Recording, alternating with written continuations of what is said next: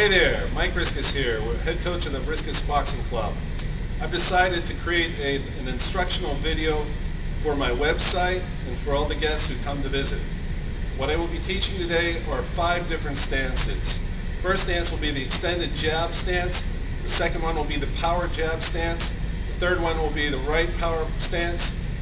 Then I have a hybrid, and then I'm going to teach you a little bit of a hook stance. The first stance that I'm teaching, like I said, is going to be the extended jab. The extended jab, the benefit is that you're farthest away from your opponent. You're on the outside, and you'll be out here, and you're coming over top of your torso, and you get the farthest jab. This is good for when you're fighting somebody that's a puncher.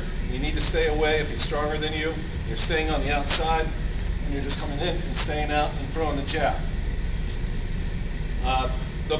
The negatives about it is because you're on your feet, you're never having a solid plant, and you're going to be off balance a little bit when you extend that. Two of the best boxers that I've known used it is Muhammad Ali and Sugar Ray Leonard. Now I'm going to teach you a little bit about this is the traditional boxing stance. Almost all people, all the fighters out there learn the stance and use this their entire career and never really master some of these other stances. The benefit is that you're set, you're planted, and you're able to put your jab out there and really hit hard with the jab. That's why I call it the power jab stance. What a lot of people tend to do when they are in this position is that they have difficulty coming in with the right hand. What happens is they're not able to bring their right hip forward, and they're leaning over and they're getting off balance. So the benefit is that you get a really strong jab, but you're not really set to throw that right hand. So you're coming in and you're leaning over, you're off balance, and you're not able to bring your weight and your hip forward.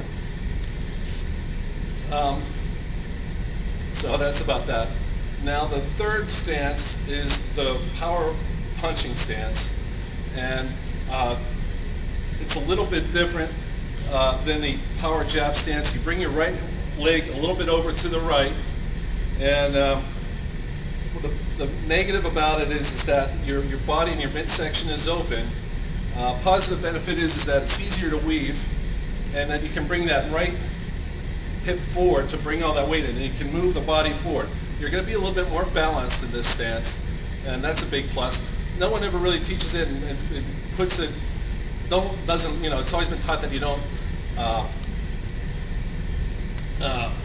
what's the word, square up.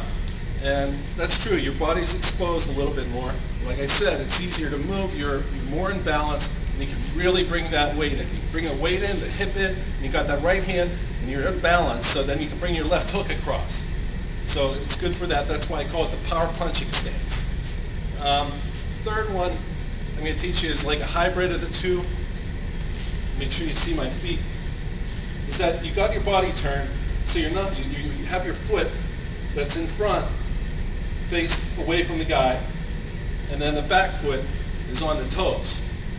So you're set that you can just turn this foot, or you got the jab, and then you can just turn the foot, and then you got the power right hand. Okay? And then the hook set, or the hook stance, is just when you're in your power stance, you bring your right foot over, and then you're able to get your whole body into the hook as you move. So you got the whole body into the hook. Okay? Well, that's it for this instructional video. Thank you very much.